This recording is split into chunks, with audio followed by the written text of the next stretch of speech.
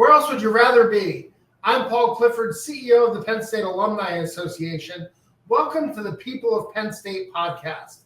Each week on the podcast, you can expect to hear the voices of Penn Staters talking about what they're passionate about. And you can expect to feel the pride and the power of the Penn State network. The People of Penn State podcast can be found on Apple Podcasts or your podcast app of choice. Subscribe and give us a rating. Ratings and reviews help others find these great stories. Today's guest is Kolby Rush. Kolby is the co-founder of Saint Rocco's Treats. Saint Rocco's aims to foster freshness, quality, and transparency in the dog food and treat industry. Ultimately, they're striving to put furry friends' long-term health and happiness first. Welcome, Kolby, to the People of Penn State podcast. Hey, thank you for having me, Paul. I'm happy to be here. Yeah, I'm excited to talk about your company. But before we get to that, let's talk about how you became a Penn State Nittany Lion. Oh, yeah, absolutely. I mean, I grew up southeastern PA, Bucks County, and, Penn State fan my whole life for athletics, and it was always my dream school. Wasn't sure if I was going to be able to go because I had a few other great choices. I really liked some schools in Philadelphia. I really liked University of Pitt. But when I showed up to Penn State's campus, it was just this feeling of man, I'm home. It just had that connection for me. And once I visited once, it was over. Fell in love with it. All right, southeastern Pennsylvania. I'm going to make some assumptions that you're an Eagles fan. Oh, absolutely. All right, fly Eagles fly. That might get cut out of this podcast because our producer, Vincent Longaro, is a Kansas City Chiefs fan. But it's going to be a rough couple of weeks here around the Penn State Alumni Association. So, Kolby, when you came to Penn State, what were some of the things that you were involved in? Yeah, absolutely. I was involved in a few different things. I was really fortunate to get quite involved, and I knew I had to. So many opportunities exist at Penn State. First thing that comes to mind is I was a part of Nittany Consulting Group, which was incredible and probably lit the fire that I have now for entrepreneurship, being surrounded by so many other talented and smart business minds and individuals. And then I was also able to join a business fraternity, Phi Chi Theta. Again, met a lot of great friends, business thinkers, and just was able to network and learn about people's different passions and interests in, business specifically. And then I was also able to do a ton of work with Thon. I was involved in in photo where I had different board positions, and essentially the bulk of my 4 years at Penn State was spent really helping photo build up and raise money for Thon each year, which still lifelong friendships. That's awesome. We're just a couple of days away from Thon, and so a lot of excitement continuing to build here in Happy Valley for that. You're obviously embedded in the Smeal College of Business. When you came to Penn State, what did you study, and what were some of your initial career goals? Yeah, absolutely. When I arrived, I was definitely very interested in the financial markets, stocks, all that good stuff. And that led me to be a finance major and had a lot of interest in, tracking the markets, tracking stocks. I never actually joined anything at Penn State regarding, the financial markets, but that is definitely where my first career goal was oh man, I want to be on Wall Street, or, I'd love to be a financial advisor of some form. That was the big career goal for sure when I started. This is the People of Penn State podcast. I'm Paul Clifford. I'm joined today by Kolby Rush. He's the co-founder of Saint Rocco's Treats. So, Kolby, before we get into Saint Rocco's Treats, what did you do immediately after Penn State? What was your career trajectory to becoming an entrepreneur? Yeah, absolutely. Definitely unconventional. Started as a financial accounting consultant. I was down in the Washington, D.C. area at Chess Consulting. We really focused on government contractors and the accounting, financial implications that would be involved for government contractors. Spent about 6-7 months working there, but I, was nonstop interested in building Saint Rocco's, and I can get into that story a little bit later, how it all came to be. But just couldn't stop thinking about Saint Rocco's. It got to a point where financially I was fortunate enough I could move on to Saint Rocco's full time, and I haven't looked back. But those experiences and those skills that I gained in that first few months in a professional environment were invaluable and definitely laid a strong foundation for me building this business out with my brother. So let's talk about how you went from consulting in DC to the origin of Saint Rocco's Treats. Talk a little bit about the origin story.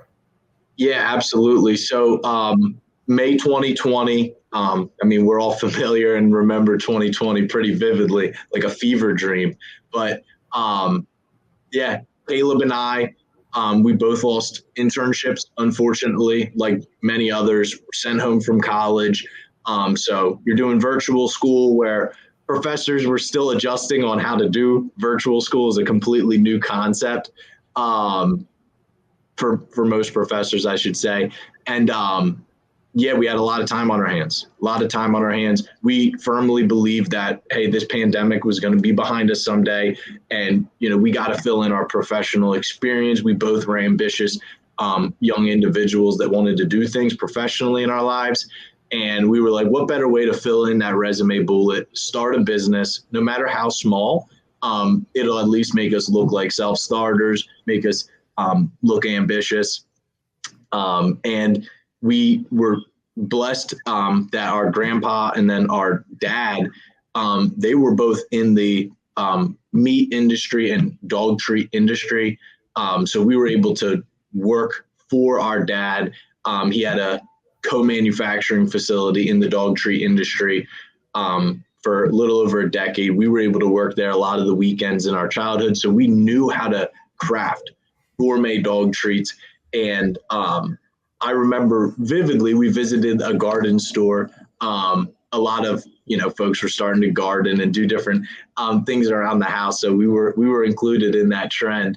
And we were, just so surprised at the products that we saw at a local store. Not many products were locally made. Not many products were priced at a level that we felt you could price it at if you made something real high quality locally. And I was like, wow, there might be an opportunity for a company that seriously takes freshness and quality as their main focus. They do it in a local way. They're not, co-manufacturing this or, just kind of copying what's out there. If someone takes a new approach to this, there might be an opportunity that pet parents are into. So really bootstrapped, a lot of free samples, door to door, and thank goodness gained some traction on e-commerce, on social media. Can't thank family and friends enough. And it lasted through my senior year there at Penn State. And then that summer after the senior year, we really accelerated things through getting into some stores and doing a lot of local events and markets and all that good stuff. And I still had to start a full-time job, but it wasn't quite, the business quite wasn't there to where it could be my full-time job. And started at Chess, was really passionate about what they were doing, but Saint Rocco's was kind of like Kaleb and I's baby, and I couldn't ignore that. And once it got to a point where it was a little too much to handle as like a part-time parent, if you will, I had to take it on full-time, and I'm blessed and happy that I did. Excellent. So talk a little bit about the name of the company. Who is Saint Rocco? Yeah, absolutely. Saint Rocco is actually the patron saint of dogs. And Kaleb and I, we were working on what the name should be for some time. I mean, we had recipes ready before we had the name. And I stumbled across the story of Saint Rocco. He was a doctor, and he actually fell ill one day. And it wasn't any people that came to his rescue. It was actually a dog that came to his rescue, fed him bread, licked his wounds, and they remained friends for life. And we thought it was just an incredible story of the love and loyalty that dogs have always shown humans, will always show humans. And we wanted to build a business, a brand that would properly, create products that would allow people to repay their dogs for that love and loyalty. Now, I know we have two dogs at home. We have two dogs at home. We have Luna and Maisie. They are both Red Fox Labs, and we go to our local pet food store here and buy their treats and buy their pet food. How was your products and your company different than what I might be able to get through a distributor like Chewy or going to one of the big box pet stores? Absolutely. First major thing that differentiates us is the fact that we are actually the ones handcrafting the treats. A lot of major brands that you see use, horizontal integration. So they'll have a co-manufacturer make the product, a co-packer pack it, and they are the brand, the marketing arm. Saint Rocco's Treats is really, really product first. So we are, from raw material to finished product to packaging to marketing, it's all us. And we're not doing it in a mass manufacturing way. We're doing it in an artisan, handcrafted fashion. So our treats are never sitting in inventory. They only have a 4-month shelf life, where the industry average is like 9 to 18 months. So we're much fresher, can only last 4 months, and we're making them in small batches. So you're not doing mass manufacturing runs. You're going to get, what's made this week goes out the doors. What's made next week goes out the doors. And that freshness dogs have really responded to. Another thing is we're using all restaurant quality, human grade ingredients. So we're using, restaurant quality chicken breast, restaurant quality ground beef, bacon, Romano cheese, pumpkin, all this great stuff. And we're just completely staying away from some other nonsense that exists in the industry, like byproducts and meat meals, fillers. We have no chemical preservatives. So it's really that combination of, hey, wow, this is incredibly fresh. It will spoil after about 4 months. And then that quality, your dog is really, really, it's an indulgence. It's a healthy indulgence when they get a Saint Rocco's treat, whereas some other treats, it has the names that sound nice. It might say, oh, bacon all over the packaging, but in reality, a small amount of it is legit bacon. So that combination of freshness of production and then quality of ingredients really, really separates us in a major way. So you talked about when you left Penn State and went down to DC and got your first full-time job with Chess Consulting. But then you were able to transition into working full-time for Saint Rocco's Treats. I'd imagine that had a lot to do with growth and popularity of the product, growth and sales. Talk a little bit about how the company has grown since May of 2020. Absolutely. I'd say my favorite way to describe our growth is probably our production footprint. So we actually started, like I said, very much bootstrapped, almost as a hobby. So we started, we were so fortunate. Our aunt and uncle, they had a spare kitchen, full legitimate kitchen that you could see in your home in their barn that they just really weren't using. So we were able to start there, and we were able to find used meat grinders, used deli slicers, used equipment that was integral pieces of the puzzle. And we were able to build up to the point where we joined a shared commercial kitchen where multiple businesses can contract in and share some of the equipment. You have to, block out time. And now we've gotten to a point where we have our own facility. It's about 2,000 square feet, so it's still a small retail footprint, but we're able to produce have retail space, and then also fulfill our online wholesale in-store orders with a small little fulfillment room. And that's been a blessing. Everything's under one roof. It gives customers, our biggest fans, a chance to come in and see the transparency of our production. You can watch our process from the human grade raw materials to finished product every step of the way. And that's something we just love showcasing. Another big milestone, I would say, is our team count. We've gone from, just myself and my brother really hustling to now we're at 6 full-time kitchen employees and countless part-time employees who help us at events or in-store retail demos. And seeing that other folks have the same passion as us and, believe in our mission, in our vision, that's been a blessing, and that's been fun to see it grow. And, obviously sales growth is fun, but it's really, for us, it's more about the relationships that we're making and the impact we're having. We've been able to donate over $10,000 since inception to many different local dog rescues. So a lot of different aspects of growth. We're thankful for all of them, but definitely those are some of the highlights. Kolby, talk a little bit about where the passion for dogs comes from. I know that you talk about your family's history and working in that industry, but tell us a little bit about where that comes from. Great question. We've had dogs our whole life. So it's absolutely that combination of being a pet parent, since we were young to now, and then also having that experience of seeing our grandpa in the industry, our dad in the industry. That combination definitely helped with this interest.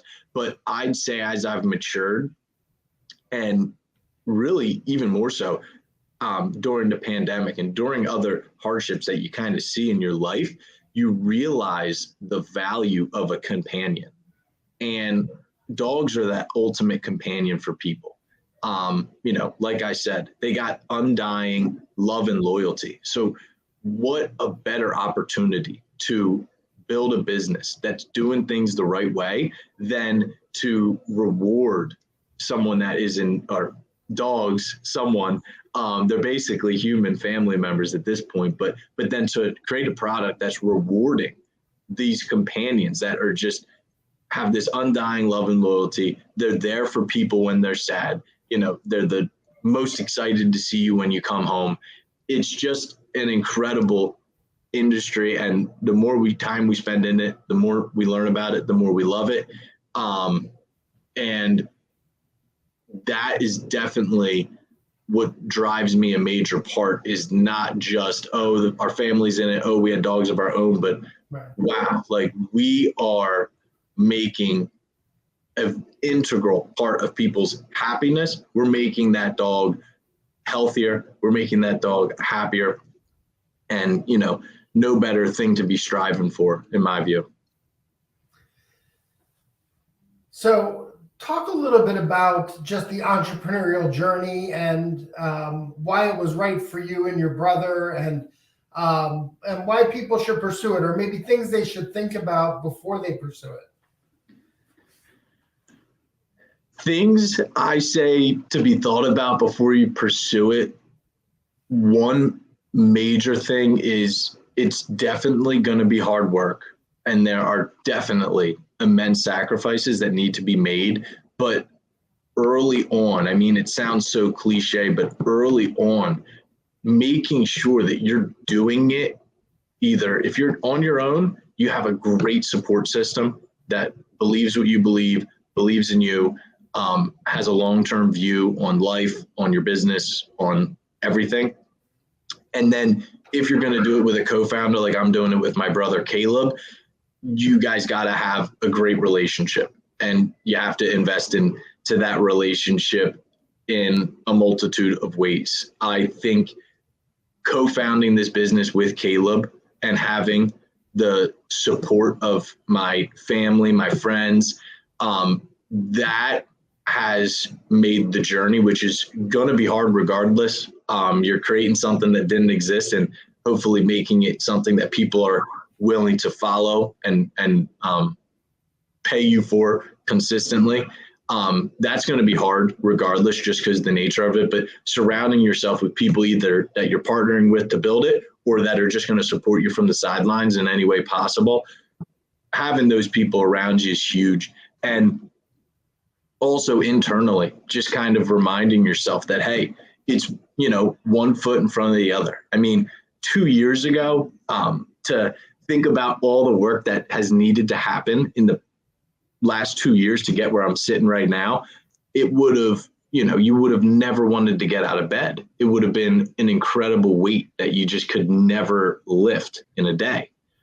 So just remembering that, hey, you got a mountain in front of you. There's no question about it. But just saying, hey, let's take 1 foot in front of the other, one step at a time. What's the most important thing I can do today? How can I serve my customer? How can I serve employees once you get to that point? And, how can I keep myself sane and optimistic and focused on, what the mission of the business is? And those are the biggest things that I would say. And I'm sure I could talk about it much longer, but those are the major components that someone should consider when looking to dive into entrepreneurship. But I recommend it to everyone. I think everyone should own a business. It's wonderful. This is the people of Penn State. I'm Paul Clifford. I'm joined by Kolby Rush. He's the co-founder of Saint Rocco Streets. Kolby, at the end of our program, we like to have a little bit of fun. So I'm going to throw some lightning round questions at you, and you just answer the first thing that comes into your mind. Perfect. Your favorite class at Penn State? Favorite class? It's a great question. It's going to sound insane, but I really liked MIS. I think it was 251. We learned about Excel, and I mean, I use Excel almost daily. I love it. I think it's so cool. I sound like a major nerd right now, but it sounds so cool building out the functions and seeing how powerful that application is. That was one of my favorite classes, 100%. Excellent. Your favorite breed of dog? Oh, it's got to be Cooper's breed, Cavapoos. Cooper's our dog. He's a King Charles Cavalier Poodle mix. I mean, we've had a few different dogs. I've seen countless dogs, and his temperament, the way he acts, I love him. I'm not sure if all Cavapoos are like him, but I know all Cavapoos are adorable, which is a nice start. But yeah, Cooper's the man. All right. If you're sitting down for dinner with Cooper, what Saint Rocco's treat is Cooper having? Meat lover, 100%. He's a chicken and bacon carnivore. He loves it. But if he's not having a treat, he loves our beef entree and poultry entree. There are only 2 fresh frozens, but he's the chief tasting officer. So anything that's been released, he approved of. He gave the paw of approval. So he's a big fan. That's awesome. What is your most unusual "we are" moment where you were in a place where you either saw a Penn Stater and yelled "we are," or someone recognized you as a Penn Stater and they yelled it to you? Great question. It has to be at an event, right? Because I'm wearing it right now, Penn State sweatshirt. I commonly I go with the Saint Rocco's hat, Penn State combo. It's just so much in my DNA, Penn State. So it had to be at an event. Randomly, someone would notice this. They weren't going to buy the treats on their way past. They saw I'm a Penn Stater, and they wanted to support. I mean, it's incredible. We had the chance to go to Arts Fest at Penn State, and folks saw me there. They're still supporting via our online e-commerce site. They send me messages. They support us on social media. So the community at Penn State has definitely been there. I can't think of one specific moment, but it has to be at an event where I have the Penn State gear and then also Saint Rocco's representing. How about your favorite Penn State sport? Football, 100%. And your favorite flavor of creamery ice cream? It's got to be the cookie dough. They're all pretty good, but I feel like I have some really fond memories of getting a big scoop of that one and walking around. So that's the winner. Hey, maybe that's a new product line for Saint Rocco's. Maybe you get into the ice cream business for pets. Down the line, we're pretty focused, but I love that idea. Maybe a collaboration with the creamery. That could be fun. That'd be fun. Kolby, if people want to find more information about Saint Rocco's, where can they go? Absolutely. They can find us on all the major social media platforms: Instagram, Facebook, TikTok.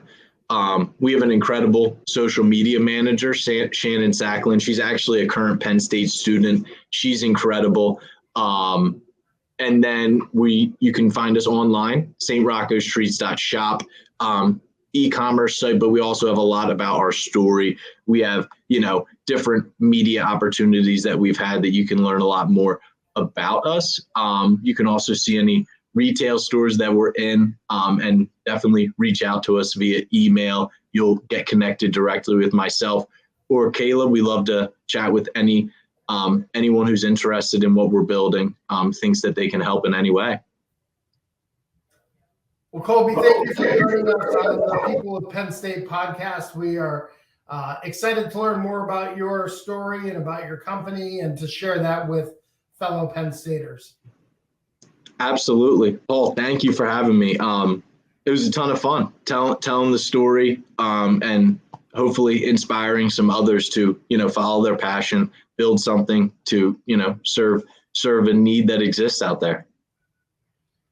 Excellent. I want to thank all of you for listening. I want to thank our producer, Vincent Longaro, for doing a great job behind the scenes. If you like this episode, I hope that you'll subscribe to the People of Penn State podcast in your favorite podcast app of choice. And while you're there, go ahead and give us a rating and drop us a review. Help us spread the word. Share the podcast with your friends and fellow Penn Staters via the variety of social media channels. And make sure you tag the Penn State Alumni Association on those posts. If you're a member of the Penn State Alumni Association, thank you for your support. If you're not, what are you waiting for? You can become a member of the world's largest alumni association today at alumni.psu.edu. Thank you for listening, and thank you for all you do for the university, for the glory, and for the future. We are